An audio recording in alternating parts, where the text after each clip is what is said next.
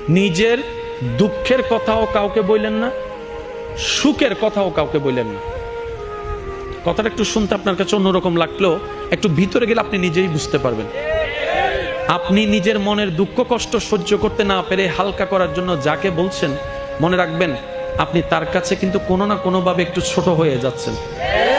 এমনও হতে পারে আপনার দুঃখের সে কথাগুলা আপনার সামনে অভিনয় করে যে আপনাকে বুঝ দিয়েছে, সে পিছনে আপনার সেই দুঃখের কথা নিয়ে হাসি ঠাট্টা করতেও দ্বিধাবোধ করে না, এমন অনেক মানুষ আছে।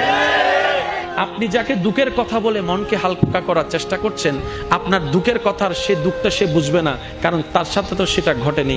সেজন্য আপনাকে 3 মাস 4 মাস 3 বছর পরও হয়তো আঙ্গুল তুলে দেখাই দিতে পারে, সে কথাটার কথা দিয়ে খোঁটা দিতে পারে। কথা বলেন ঠিক কি না? দুঃখের কথাও মানুষকে বলে শান্তি নেই। এবার আপনি বলবেন ভাইয়া সুখের কথা কেন বলবো না? আমি বলি কি ভাই, দুঃখের কথা শোনালে যেরকম মানুষ দাম দেয় না, সুখের কথা শোনালে মানুষ বদনজর লাগাইয়া সেটাও নষ্ট করে দেয়। কথা বলেন ঠিক কিনা? সেজন্য আমি বলার চেষ্টা করি, যখন বেশি দুঃখ হবে অন্তর বেশি ব্যথিত হবে, অন্তরে প্রচুর পরিমাণ কষ্ট হবে, কোনো প্রকার চিন্তা করা ছাড়া, কারোর সাথে আলাপ আলোচনা করা ছাড়া যাই নামাজটা বিছান, রবের দরবারে সিজদায় চলে যান। সুবহানাল্লাহ। চোখটা বন্ধ করেন, চোখের পানি ছাড়তে থাকেন, মন হালকা হতে থাকবে, সিজদায় রবকে বলতে থাকেন, যা বলার বলতে থাকেন, যেভাবে বলার বলতে থাকেন।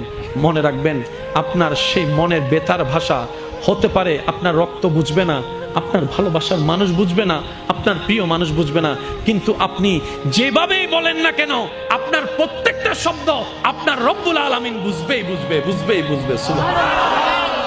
আপনি যখন ওনাকে দুঃখের কথা বলবেন, উনি আপনার দুঃখটাকে হালকা করে দিবে, সেই দুঃখের খবর প্রকাশ করে আপনাকে কখনো বেইজ্জত করবে না। আর আপনি যখন সুখের খবর পেয়ে রবের দরবারে সিজদায় চলে যাবেন, তখন আল্লাহ তাআলা খুশি হয়ে আপনার সুখটাকে আরো বাড়ায় দিবে। লা ইন শাকারতুম লা আযীদান্নাকুম আয়াতের উপর আমল হয়ে যাবে। আপনি শুকরিয়া করতে থাকবেন, সুখটাকে বাড়তে থাকবেন, সুখের কথা বলতে থাকবেন, রব্বুল আলামিন দেখে আপনার সুখও বাড়ায় দিবে, শান্তিও বাড়ায় দিবে। বলেন না সুবহানাল্লাহ। তো দুঃখ যখন বেশি সিজদায় মাথা লুটাই দেন, সুখ যখন বেশি সিজদা মাথায় লুটাই দেন। কারণ যার উপর ভরসা করি একসময় তারাই পিঠে ছুরি মারে, এরকম হাজার রেকর্ড পৃথিবীর মধ্যে আছে। কথা বলেন ঠিক কিনা? কথায় আছে সবচাইতে কাছের মানুষরাই সবচাইতে বেশি ক্ষতি করে। শত্রু যখন ঘরে থাকে বাহিরে শত্রুর কোনো দরকার হয় না।